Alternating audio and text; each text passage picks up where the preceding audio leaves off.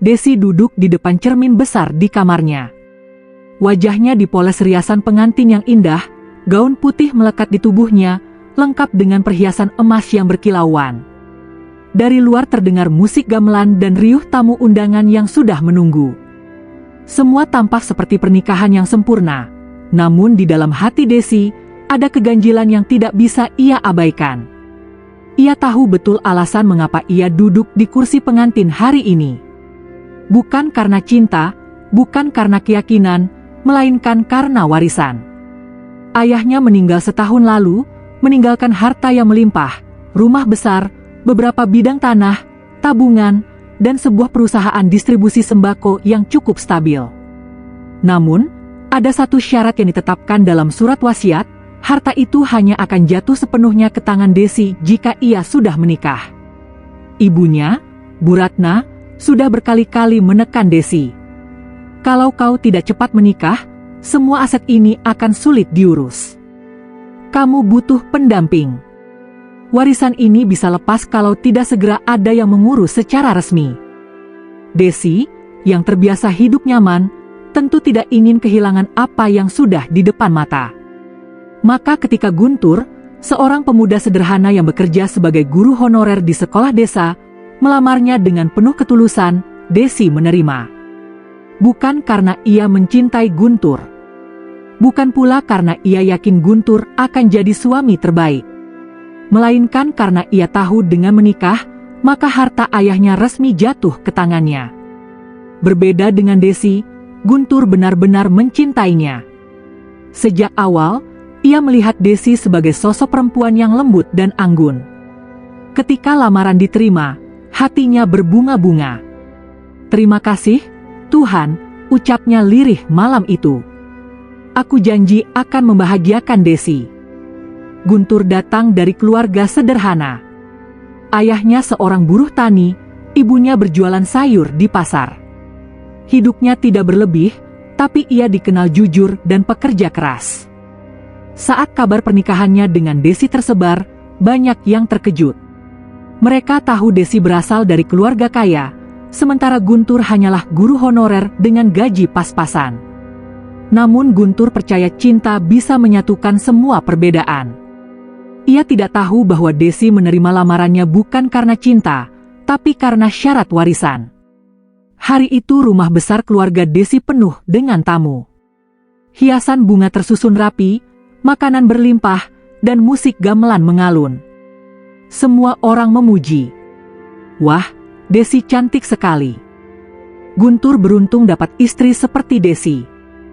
Pasangan serasi. Hanya Desi yang duduk kaku. Di sampingnya, Guntur menatapnya penuh cinta, sesekali menggenggam tangannya. Desi membalas genggaman itu dengan senyum tipis, namun dalam hati ia bergumam, aku melakukan ini hanya demi warisan, Guntur. Jangan berharap lebih. Malam harinya, setelah semua tamu pulang, Guntur mendekati istrinya dengan wajah bahagia. Desi, aku tahu aku bukan siapa-siapa, tapi aku janji akan bekerja keras untuk membahagiakanmu. Aku ingin kita membangun rumah tangga yang penuh cinta. Desi menoleh sekilas, tersenyum hambar. Ya, semoga saja, jawabnya singkat. Dalam hatinya, ia sudah menandai bahwa Guntur hanya alat untuk mendapatkan harta. Beberapa minggu setelah pernikahan, notaris keluarga datang membawa kabar. Semua harta ayah Desi resmi jatuh ke tangannya. Surat tanah, rumah, saham perusahaan, semua sah secara hukum. Desi merasa puas. Tujuan awalnya tercapai. Ia kini resmi menjadi pemilik tunggal warisan besar. Sementara Guntur, yang tidak tahu menahu, justru semakin bersemangat. Ia berusaha ikut membantu mengurus usaha keluarga, meski tidak punya pengalaman bisnis. Namun, semakin hari, Desi mulai menunjukkan wajah aslinya. Ia merasa Guntur hanyalah beban. Baginya, Guntur tidak pantas mendampingi perempuan sekaya dirinya. Suatu malam, saat makan malam di ruang keluarga, Guntur berkata, "Des, aku tadi kepikiran, Bagaimana kalau usaha distribusi sembako itu kita kembangkan ke kota sebelah? Aku punya teman guru di sana, dia bilang butuh pasokan. Desi langsung meletakkan sendoknya dengan kasar. Guntur, kamu itu guru honorer. Urusan sekolah saja kadang repot. Jangan ikut campur bisnis. Itu bukan bidangmu. Guntur terdiam. Wajahnya tertunduk. Ia hanya ingin membantu, tapi ditolak mentah-mentah. Desi melanjutkan dengan nada tinggi. Jangan berpikir kamu ikut andil dalam harta ini. Semua ini warisan ayahku, bukan hasil keringatmu. Kata-kata itu menusuk hati Guntur. Ia menelan ludah, berusaha tersenyum, meski hatinya remuk. Maaf, Des. Aku hanya ingin membantu. Sejak hari itu, Guntur semakin sadar bahwa pernikahan ini tidak seperti yang ia bayangkan.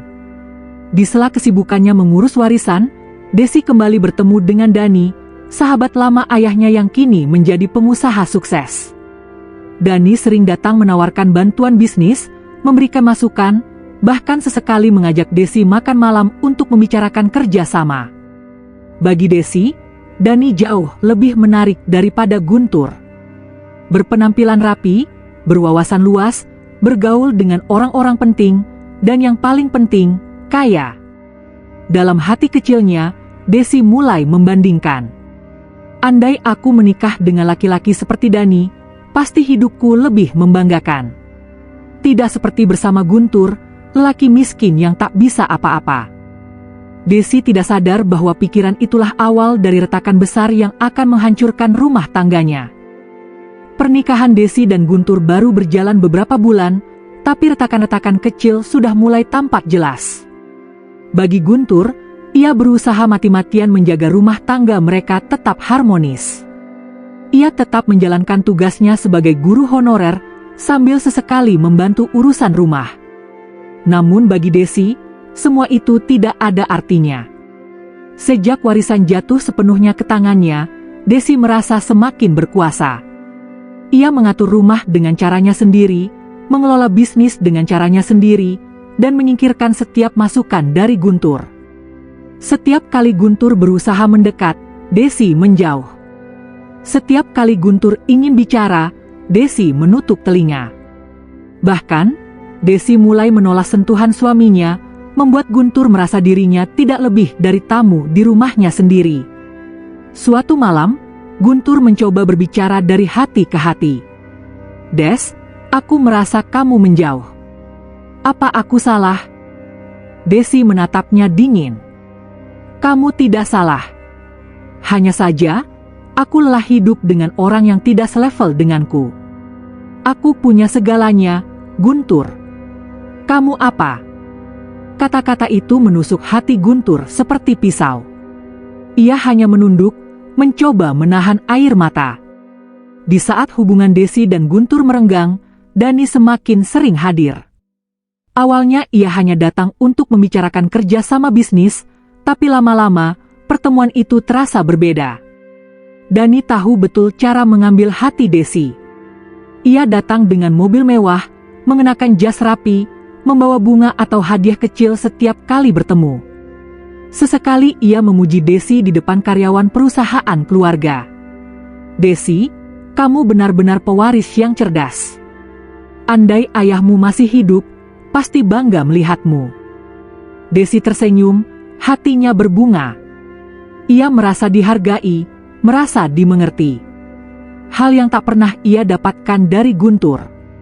Dalam sebuah makan malam bisnis di restoran bintang 5, Dani bahkan berani berkata, "Kalau aku jadi suamimu, aku tidak akan biarkan kamu bekerja keras sendirian. Kamu layak diperlakukan seperti ratu." Desi hanya terdiam, tapi dalam hatinya ia bergemuruh. Kata-kata itu membuatnya semakin yakin bahwa Guntur memang tidak pantas. Puncaknya terjadi suatu malam ketika Guntur pulang lebih awal dari sekolah. Ia menemukan Desi sedang duduk bersama Dani di ruang tamu, tertawa akrab. Di meja tersaji minuman dan camilan, suasananya lebih mirip kencan daripada pertemuan bisnis. "Des, ini siapa?" Tanya Guntur dengan suara bergetar, meski ia sudah tahu jawabannya. Desi berdiri tergesa. Ini Dani, sahabat ayahku. Kami sedang membicarakan kerja sama bisnis. Namun tatapan Guntur tajam. Tapi kenapa harus di rumah? Kenapa tertawa-tawa seperti itu? Kau tidak menghargai aku sebagai suamimu, Des. Desi langsung membentak. Jangan sok jadi suami yang berkuasa, Guntur. Semua ini rumahku, warisan ayahku. Kamu tidak punya hak melarang aku bertemu siapapun. Ingat, kamu tinggal di sini karena aku yang mengizinkan. Dani hanya duduk diam, tersenyum tipis, menikmati pertengkaran itu. Hati Guntur hancur. Ia menatap istrinya dengan penuh luka. Aku menikah denganmu karena cinta, Des. Tapi aku rasa kau tidak pernah menganggapku lebih dari sekadar pelengkap. Desi tidak menjawab, hanya memalingkan wajah. Malam itu, Guntur tidur di ruang tamu. Ia menatap langit-langit, memikirkan pernikahannya yang semakin retak. Ia teringat janji-janjinya pada Tuhan, pada dirinya sendiri, bahwa ia akan membahagiakan Desi. Tapi kini, ia tidak tahu lagi bagaimana caranya. Sementara itu, di kamar besar mereka, Desi duduk termenung. Ia sadar Guntur mencintainya dengan tulus, tapi hatinya sudah terlanjur dingin. Sosok Dani yang penuh pesona dan kemewahan jauh lebih menarik baginya. Kenapa aku harus terjebak dengan pria miskin seperti Guntur, kalau aku bisa punya masa depan lebih cerah dengan Dani, gumamnya pelan. Hari-hari berikutnya, Desi semakin berani menunjukkan ketidaksukaannya. Ia jarang pulang ke rumah, lebih sering pergi bersama Dani dengan alasan bisnis. Guntur mencoba bertahan. Ia berdoa setiap malam, berharap istrinya sadar. Namun perlahan, ia merasa tidak sanggup lagi. Hingga akhirnya, suatu malam yang penuh emosi, Desi meledak. Aku muak hidup denganmu, Guntur. Kamu tidak pantas untukku. Semua ini harta ayahku, bukan hasilmu. Aku ingin kamu keluar dari rumah ini, sekarang juga. Guntur terdiam. Kata-kata itu menghantam jantungnya. Ia hanya membawa beberapa potong pakaian, lalu keluar dari rumah itu tanpa melawan. Desi berdiri di balik pintu, menatap suaminya yang pergi dengan langkah berat.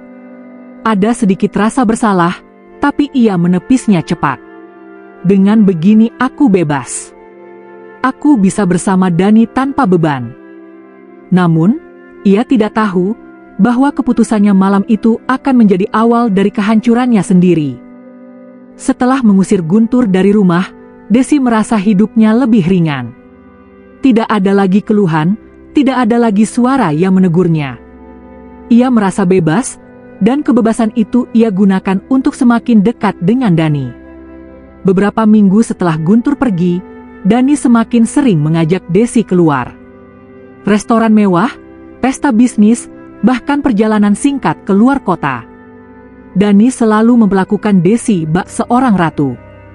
Des, kamu pantas hidup di dunia seperti ini, kata Dani sambil menyerahkan segelas wine di sebuah hotel berbintang.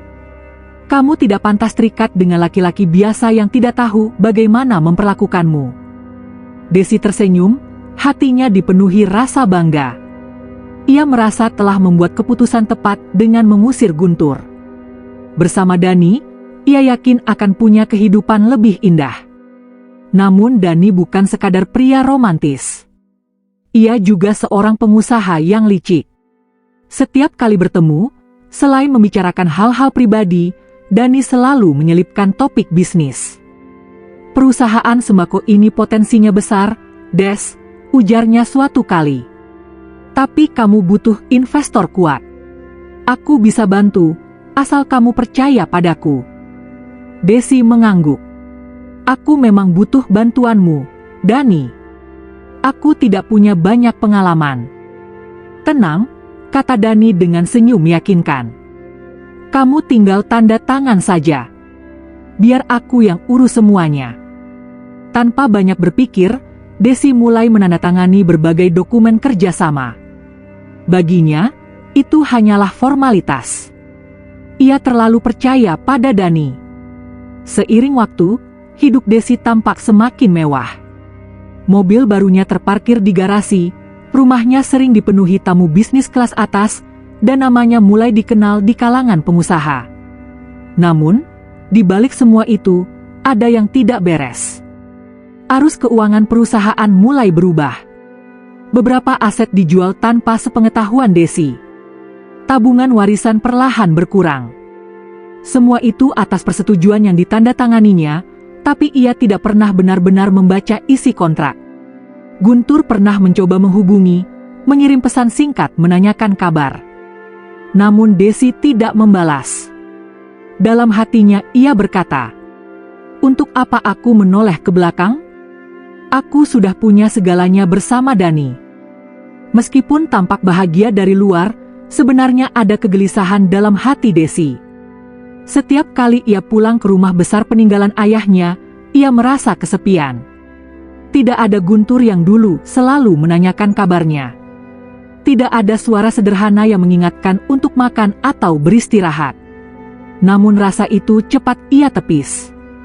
"Aku tidak butuh lelaki miskin itu," ujarnya dalam hati. "Aku punya Dani sekarang." Suatu malam, Desi mengajak Dani makan malam di rumah besarnya. Mereka duduk di meja panjang, cahaya lampu kristal menggantung di atas kepala. Desi berkata manja, "Dani, aku senang kamu selalu ada untukku. Aku yakin kamu tulus."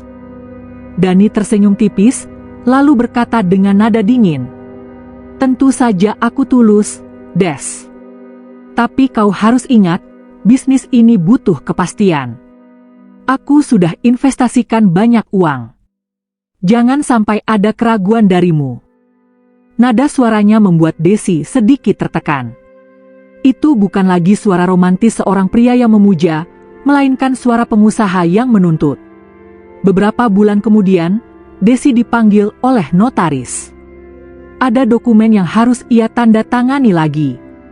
Kali ini, ia baru sadar bahwa sebagian saham perusahaan telah berpindah tangan ke Dani. "Bagaimana bisa?" tanya Desi dengan panik.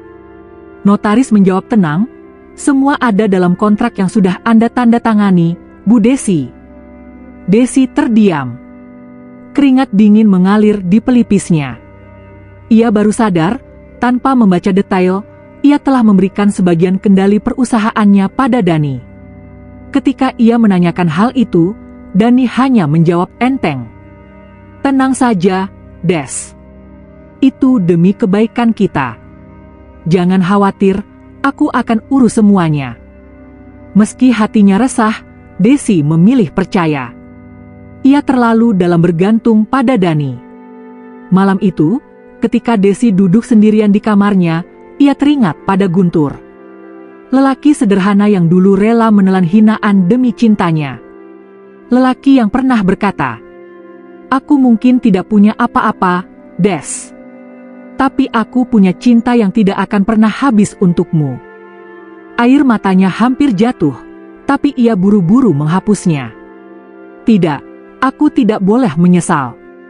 Aku sudah memilih jalan ini." Namun jauh di dalam hati, ia mulai merasakan ada sesuatu yang salah. Hari-hari berikutnya, Desi mulai merasakan perubahan sikap Dani. Ia tidak lagi sering memberi perhatian kecil seperti dulu. Ia lebih sibuk dengan urusan bisnis, sering menelepon orang lain di hadapan Desi, bahkan kadang meninggalkan Desi sendirian dalam acara. Bahkan suatu kali, ketika Desi mencoba menanyakan soal laporan keuangan, Dani menatapnya tajam. "Jangan ikut campur, Des. Urusan bisnis biar aku yang tangani.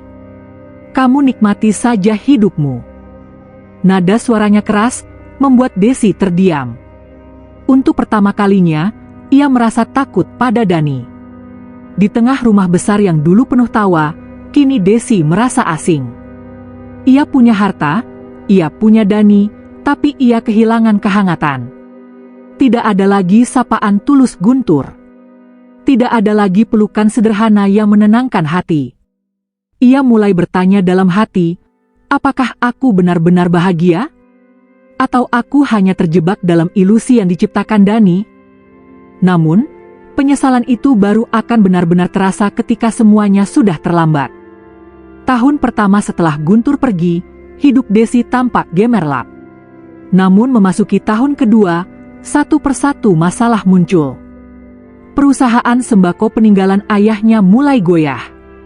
Bu Desi, kata seorang staf akuntansi dengan wajah cemas, ada beberapa pembayaran pemasok yang tertunda.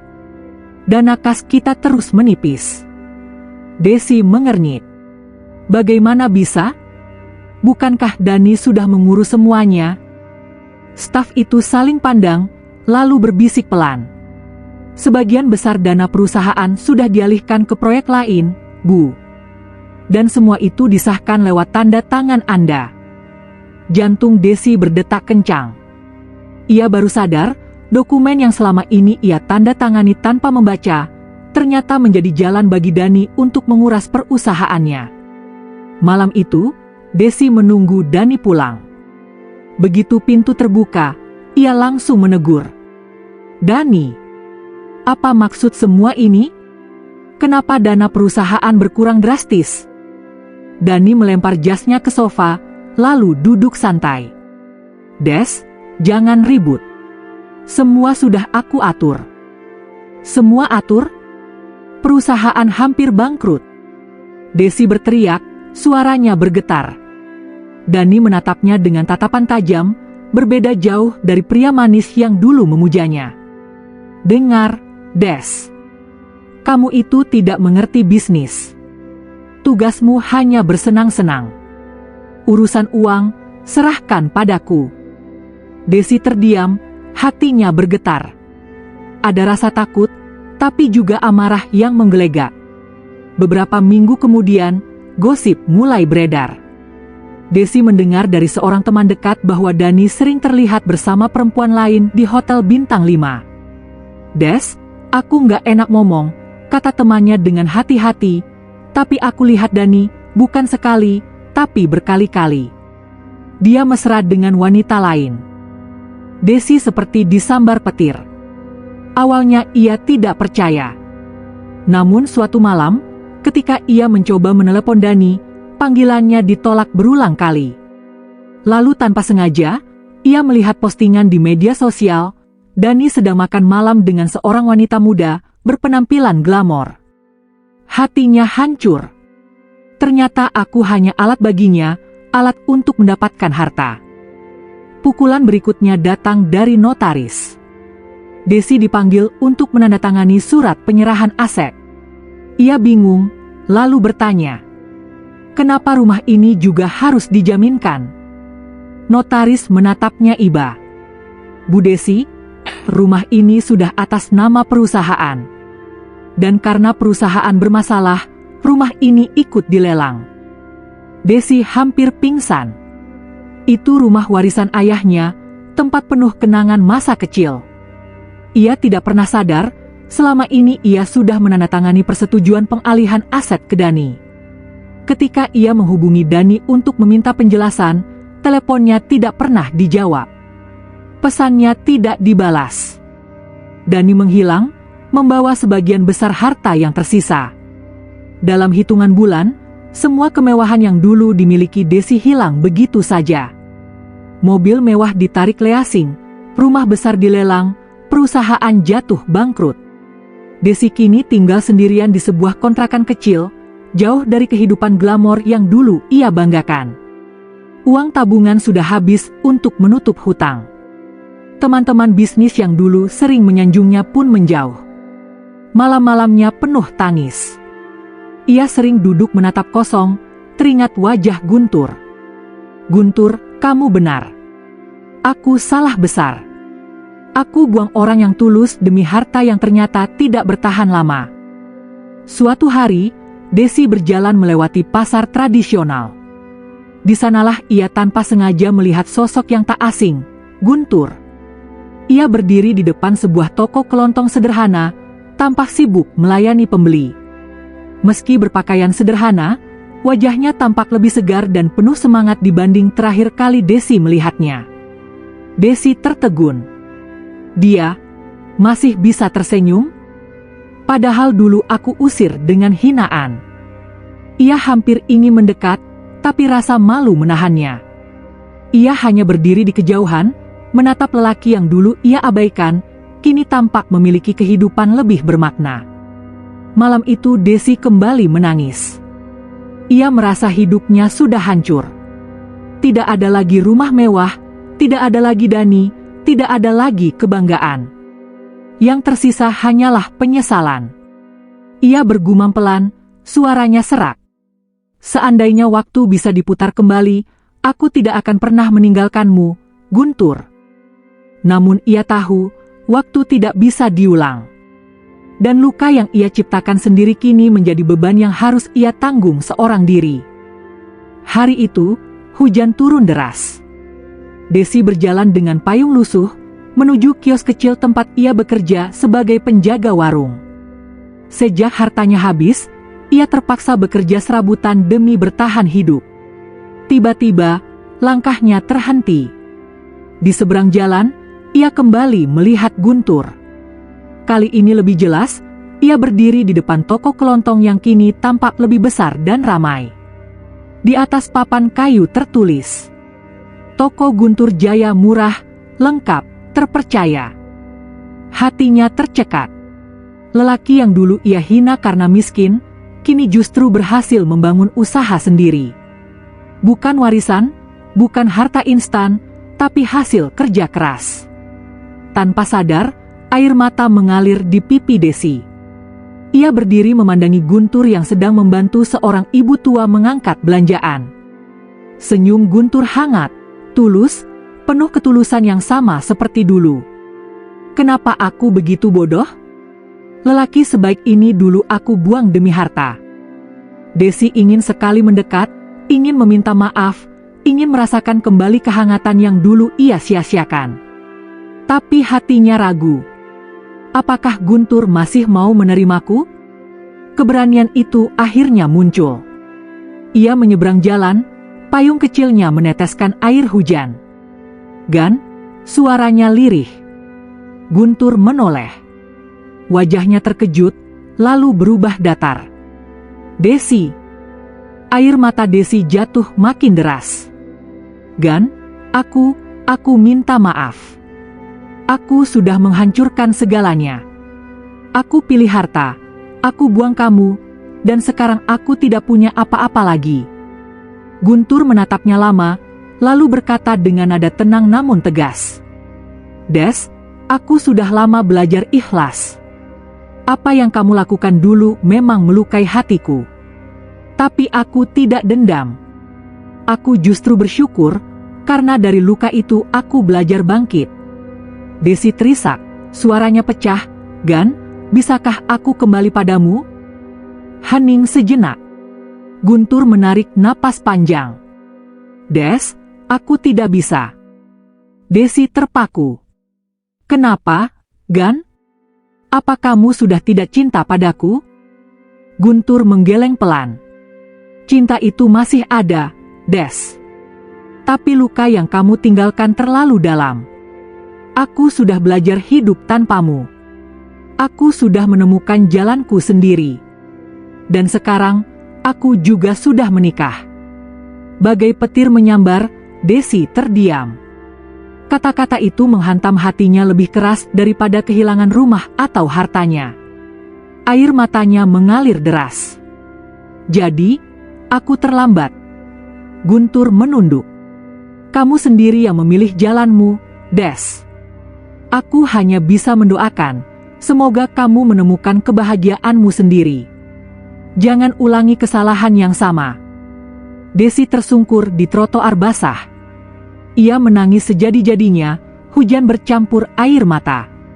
Semua yang dulu ia kejar, harta, kemewahan, kebanggaan, kini hilang. Dan lelaki yang tulus mencintainya pun sudah menjadi milik orang lain. Sejak hari itu, Desi menjalani hidup dengan penyesalan. Ia bekerja keras untuk sekadar bertahan, tanpa lagi mengejar kemewahan.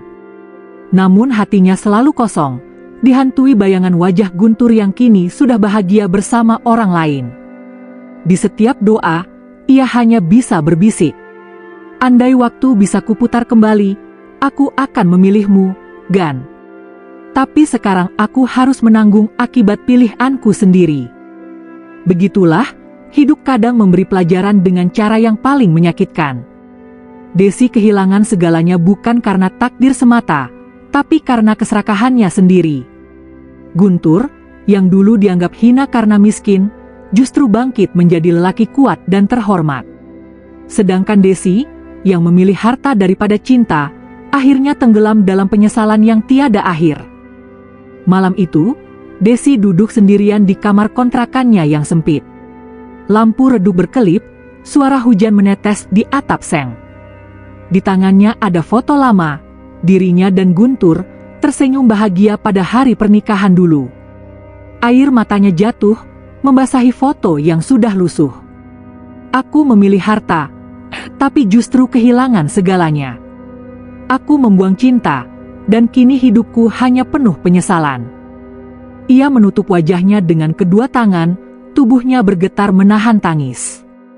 Tidak ada yang mengetuk pintu, tidak ada yang peduli. Di luar sana, Guntur sedang duduk di rumah barunya bersama istri dan anaknya. Gelak tawa hangat terdengar, sederhana tapi penuh cinta. Dua jalan yang pernah bersatu, kini terpisah selamanya. Satu menuju kebahagiaan sejati, satu lagi menuju kesepian abadi. Dan itulah harga yang harus dibayar Desi, menukar cinta sejati dengan harta, hanya untuk berakhir dalam kehampaan.